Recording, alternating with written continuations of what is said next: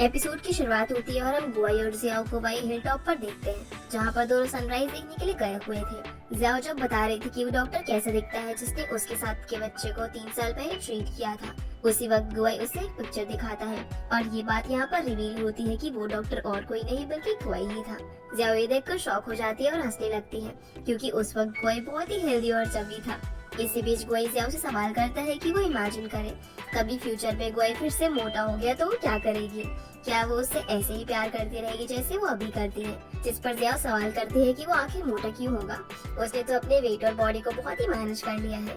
तब गुआई उससे अलग अलग मेडिकल प्रॉब्लम्स के बारे में बताता है जिनसे लोग मोटे हो जाते हैं और पूछता है कि अगर कभी फ्यूचर में उसके साथ ऐसा हुआ तो वो क्या करेगी। जिस पर जियाओ कहते हैं कि वो तब भी उससे इतना ही प्यार करेगी, क्योंकि वो उसकी लुक्स की वजह से उससे प्यार नहीं करती बल्कि उसकी पर्सनालिटी की वजह से करती है। लेकिन इसके बाद वो खुद ही उसे मोटा मोटा कहकर चिढ़ाने लगती है और वही समझ जाता है कि वो उसे बस इरिटेट करने की कोशिश कर रही है। इसके बाद दोनों कुछ अच्छा टाइम स्पेंड करते हैं और फिर वापस से घर जाने के लिए निकल जाते हैं। रास्ते में जियाओ गुआई से कहती है कि उसे पता है कि गुआई को उससे पहले प्यार हुआ था, जिस पर गुआई थोड़ा शर्मा जाता है मगर खुद की इमोशंस पर कंट्रोल करते हुए कहता है कि ऐसा कुछ भी नहीं है। जिस पर जियाओ कहती है कि उसने देखा था वो रेगुलर डॉक्टर्स की तरह नहीं बल्कि फैमिली की तरह उसके डैड का चेकअप करता था और उनकी केयर भी करता था। जिस पर गुआई खुद को डिफेंड करते हुए कहता है कि ऐसा नहीं है, वो बस उसके डैड की कंडीशन उस वक्त सीरियस थी इसीलिए वो उनकी इतनी केयर करता था। और फिर वो उसे कहता है कि वो भी तो उसके लिए अपार्टमेंट ढूंढ रही थी और जब वो गाउशी के अपार्टमेंट में शिफ्ट होने वाले थे तो वो जेलस भी हो गई थी। अब खुद को हारता हुआ देखकर जियाओ कहती है कि वो सोने जा रही है और वो ड्राइव अच्छे से करे। फिर कुछ दूर बाद जब सिग्नल पर गाड़ी रुकती है तो गुआई जियाओ को बड़े प्यार से देखते हुए कहता है कि उसे ही पहले प्यार हुआ था और उसी वक्त जियाओ आंखें खोलकर हंसने लगती है। तब गुआई को उसे खुश देखकर काफी अच्छा लगता है। सीन चेंज होता है जहाँ पर दोनों घर पहुँच गए थे। बाहर जब दोनों हक कर रहे थे तभी मिस्टर और मिसेस लिन आ जाते हैं, जिन्हें वो दोनों किसी तरह से संभालते हैं। लेकिन मिस्टर लिन को अब शक हो चुका था कि इन दोनों के बीच में कुछ चल रहा है। सीन अब जियाओ की फैमिली पर आता है, जहाँ पर उसकी मॉम को ये बात अजीब लगती है कि ज़ेन जैसी सोशल मीडिया एडिक्ट ने कोई पिक्चर शेयर नहीं की। अब यहाँ जियाओ ने इस बात को किस तरह से संभाला ही था। तभी उसकी मॉम उसके हाथ में ब्रेसलेट देखकर उसे सवाल करने लगती है, जिस पर वो किसी तरह से उन्हें समझाती है और वहाँ से भाग जाती है। लेकिन उसके डैड को शक हो गया था, इसीलिए वो उसकी मॉम से कहते हैं कि उन्हें ऐसा लगता है जैसे गुआई और जियाओ के बीच में कुछ चल रहा है। लेकिन मिसेस लिन को इस बात से कोई भी प्रॉब्लम नहीं थी, क्योंकि गुआई उनके लिए अच्छा सन इन लॉ था और उनके हिसाब से जियाओ अगर उसके साथ रहेगी तो उसे भी थोड़ी अक्ल आ जाएगी। सीन फिर गुआई पर शिफ्ट होता है, जिसे पता चलता है कि उसे जर्मनी जाने की अपॉर्चुनिटी मिली है, लेकिन उसे 1 साल के लिए जाना होगा, जिसके लिए वो अपने सीनियर डॉक्टर से थोड़ा सोचने का टाइम मांगता है। जिसके बाद वो जियाओ को कॉल करता है। वो दोनों अभी बात कर ही रहे थे, तभी मिस्टर लिन के आने पर जियाओ तुरंत ही कॉल कट कर देती है। कॉल उन्हें शक तो था ही, लेकिन उनके पास कोई प्रूफ नहीं था, इसलिए वो जियाओ से ज्यादा कुछ भी नहीं पूछ पाते। इसके बाद जियाओ गुआई के हॉस्पिटल से आने का वेट करने लगती है। जब उसे पता चलता है कि वो आ गया है तो वो उससे मिलने के लिए जाती है, लेकिन वो ये नहीं देख पाती कि मिस्टर लिन अभी तक सोई नहीं थे। फिर जैसे ही वो कुछ बोलने वाली होती, गुआई उसे रात तक चलो बजाने के लिए डांटने लगता है, क्योंकि उसने मिस्टर लिन को देख लिया था जो कि उन्हें ही देख रहे थे। फिर जब जियाओ को ये समझ आता है तो वो भी उनका इस एक्ट में साथ देने लगती है और कुछ देर बाद मिस्टर लिन भी आ जाते हैं और जियाओ से कहते हैं कि उसे बड़ों से ऐसे बात नहीं करनी चाहिए, जो सुनकर दोनों ही ऑकवर्ड हो जाते हैं और गुड नाइट विश करके अपने अपने रूम में चले जाते हैं। रूम में पहुंचकर जियाओ डॉक्टर गुआई को सॉरी कहती है उन्हें इतना सुनाने के लिए, लेकिन गुआई उसे समझाता है कि उन्हें पता है कि ये सब एक ड्रामा था। सीन अगले दिन कॉलेज में शिफ्ट होता है, जहाँ पर एनजी और जियाओ साथ बैठी थी, जहाँ पर जियाओ एक पूरा मैनुअल बना रही थी कि कैसे वो गुआई को डेट करेगी, क्योंकि उनका अब घर के आसपास मिलना काफी मुश्किल हो गया था। इसके बाद दोनों शाओ चेंग के बारे में डिस्कस करती है कि वो अपनी असिस्टेंट को पसंद करता है, लेकिन वो उसे रियलाइज नहीं कर रहा। इसी बीच शाओ चेंग भी आ जाता है। वो जियाओ को बाहर बुलाकर उसे कॉन्सर्ट की टिकट देता है उसके पेरेंट्स के लिए और वो उससे एक और टिकट मांगती है गुआई को देने के लिए। फिर वो जाने से पहले शाओ चेंग से कहती है कि वो उम्मीद करती है कि वो दोनों हमेशा दोस्त रहेंगे और वो उसे एक बहुत ही हैप्पी लाइफ विश करती है, जिसमें उसके पास वो लड़की हो जो उससे प्यार करती हो। ये सुनकर शाओ चेंग स्माइल करने लगता है और उसे यकीन दिलाता है कि वो दोनों हमेशा दोस्त रहेंगे और जियाओ भी ये सुनने के बाद स्माइल करती है, फिर वहाँ से चली जाती है। सीन हॉस्पिटल पर शिफ्ट होता है, जहाँ पर गुआई के सीनियर उसे पेपर्स दिखाते हैं उसके जर्मनी जाने के लिए और उसे सही डिसीजन लेने के लिए कहते हैं, क्योंकि ये उसके करियर के लिए बहुत ही बड़ी अपॉर्चुनिटी थी। गुआई इसके बाद अपने ऑफिस में कुछ काम कर रहा होता है, तभी उसे मिलने जियाओ आती है और दोनों फिर रेस्ट रूम में चले जाते हैं। वहाँ जियाओ खुशी से उसे कॉन्सर्ट की टिकट दिखाती है, लेकिन वो नोटिस करती है कि उसका मूड कुछ ठीक नहीं है। वो उससे इसकी वजह पूछती है, लेकिन वो कोई भी जवाब नहीं देता और उससे पूछता है कि वो कहाँ लंच करना चाहेगी।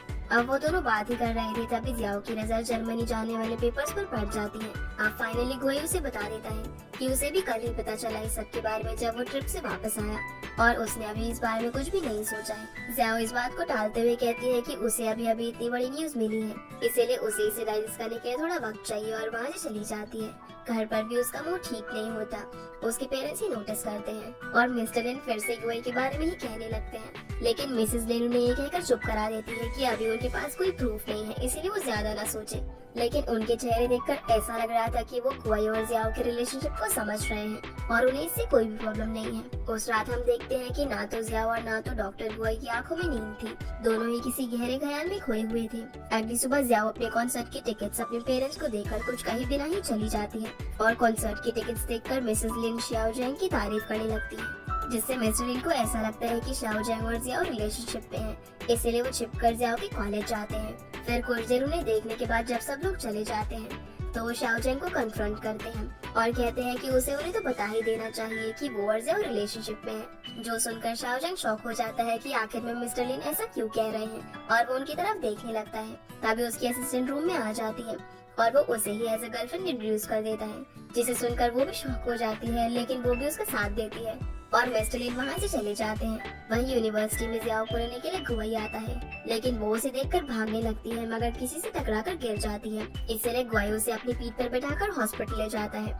दूसरी तरफ जब मिस्टर लिन घर पहुँचते हैं तो उन्हें पता चलता है कि जियाओ घर पर नहीं आई है, इसीलिए वो उसे कॉल करते हैं। अब जैसे ही वो बोलने वाले थे कि वो यूनिवर्सिटी में है, तभी एक नर्स आकर गुई को मेडिसिन लेने के लिए बोलती है और जियाओ ये कहकर कॉल कट कर देती है कि वो जल्दी ही कॉल करेगी, लेकिन उसके पेरेंट्स पैनिक करने लगते हैं कि उसे चोट लग गई है और वो लोग गुई के हॉस्पिटल के लिए निकल जाते हैं। दूसरी तरफ गुई जब मेडिसिन तैयार कर रहा था तब वो जियाओ से पूछता है कि वो डॉक्टर्स के बारे में क्या सोचती है, जिस पर वो जवाब देती है कि डॉक्टर्स वो लोग होते हैं जो चोट को ठीक करते हैं और मरते हुए को बचाने की कोशिश करते हैं। फिर गुई उससे पूछता है कि डॉक्टर्स की लव लाइफ के बारे में वो क्या सोचती है, जिस पर वो जवाब देती है कि उनके पास वक्त नहीं होता।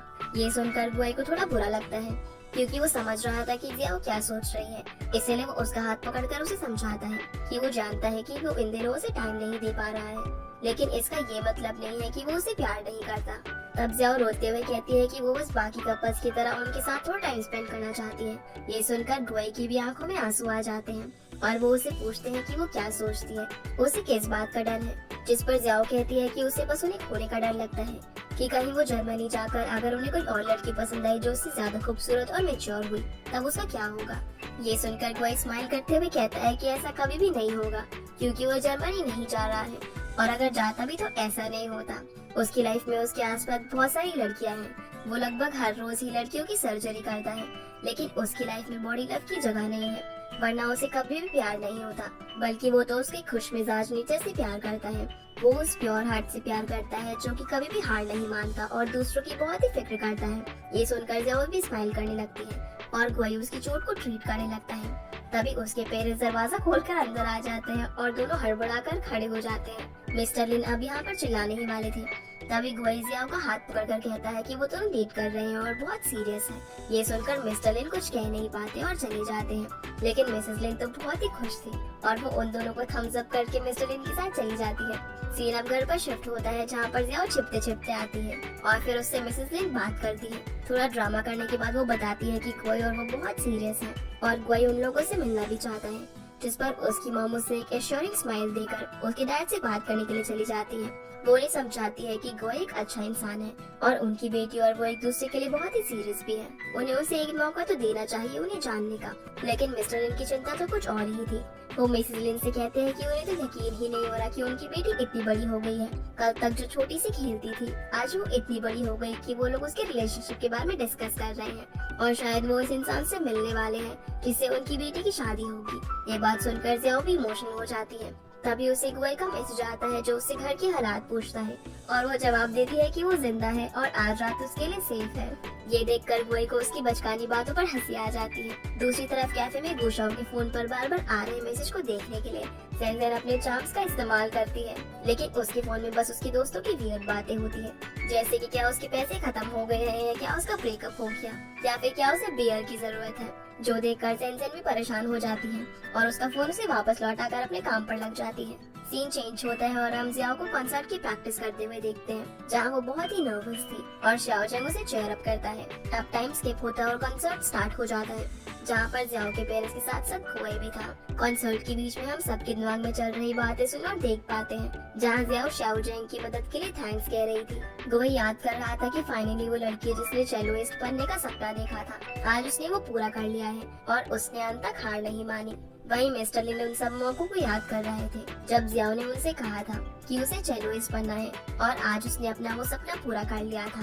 ये देखकर उन्हें खुशी होती है और उनकी आंखों से आंसू बहने लगते हैं, जो कि बहुत ही इमोशनल और इम्पोर्टेंट सीन होता है, जहाँ पर हर किसी ने अपने अपने पार्ट में जियाओ को बढ़ते हुए और अपने गोल्स को अचीव करते हुए देखा जो वो चाहती थी। जियाओ खुद भी इस चीज से काफी खुश थी। कॉन्सर्ट के बाद जियाओ बहुत ही खुशी से अपने पेरेंट्स से मिलती है और गुआई से भी। तभी फेई जियाओ को अपनी कंपनी का कार्ड देती है और उसे कहती है कि वो जियाओ को अपने साथ जर्मनी ले जाना चाहती है। ये सुनकर गुआई और वो दोनों काफी खुश हो जाते हैं। अगले सीन में हम जियाओ और गुआई दोनों को हॉस्पिटल की छत पर देखते हैं, जहाँ पर दोनों बातें कर रहे थे और हर बीते हुए टाइम को समझते हुए उसकी पॉसिबल लेसन्स को याद कर रहे थे। इसी बीच वो दोनों इस बात की भी खुशी मनाते हैं कि वो दोनों अब एक साथ जर्मनी जा सकते हैं। घर जाकर जियाओ अपने पेरेंट्स से बात करती है और उन्हें बताती है कि गुआई ने उसे क्या सजेस्ट किया है, जहाँ फ्लैशबैक के थ्रू हमें पता चलता है कि उसने जियाओ को अपने साथ रहने का ऑफर दिया था ताकि उसके पेरेंट्स टेंशन फ्री हो सके, और अगर उन्हें यकीन नहीं है तो वो सीसीटीवी कैमरा भी लगवा सकते हैं जिससे वो लोग उन दोनों को देख सकते हैं। मिस्टर लिन ये सुनकर सोच में पड़ जाते हैं और मिसेस लिन उन्हें समझाती है कि उन्हें सोचना चाहिए कि गुआई मैच्योर है और उन्हें जियाओ को भेजने में प्रॉब्लम ना हो, इसीलिए उन्होंने इसका सोल्यूशन भी निकाल लिया। तब मिस्टर लिन कुछ सोचने के बाद जियाओ को कहते हैं कि वो संडे को गुआई को डिनर पर बुला ले, जो सुनकर वो बहुत ज्यादा खुश हो जाती है और गुआई को मैसेज करने चली जाती है। लेकिन इसके बाद भी हम उसकी डैड को कुछ अनकंफर्टेबल देखते हैं, जो गुआई की वजह से नहीं था बल्कि इसके पीछे तो कुछ और ही रीजन था। हॉस्पिटल में जब गुआई को ये मैसेज रिसीव होता है तो वो खुश हो जाता है, लेकिन तुरंत ही उसे एक इमरजेंसी ऑपरेशन के लिए जाना पड़ता है। ऑल्दो उस बच्चे के पेरेंट्स अभी तक नहीं आए थे, लेकिन ऑपरेशन में देरी उस बच्चे के लिए बहुत ज्यादा हार्मफुल थी, इसीलिए गुआई उस ऑपरेशन के लिए बिना परमिशन के ही चले जाता है। दूसरी तरफ जब ये बात सेंसेन को पता चलती है कि जियाओ और गुआई दोनों साथ में जर्मनी जाएंगे, तो वो उन्हें शाम को अपने कैफे सेलिब्रेशन के लिए बुलाती है। अब टाइम स्किप होता है, जहाँ पर गुआई और जियाओ कैफे के बाहर खड़े थे और कैफे में अंधेरा होने के कारण दोनों सावधानी से अंदर जाते हैं, जहाँ सेंसेन और गुशा उन्हें पार्टी बॉम्ब से सरप्राइज कर देते हैं।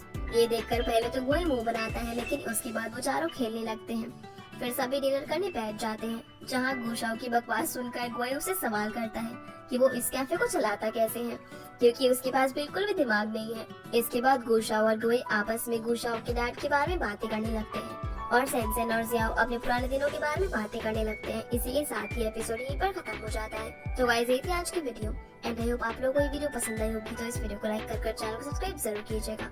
आपसे फिर मिलते हैं अगले एपिसोड में, तब तक के लिए गुड बाय।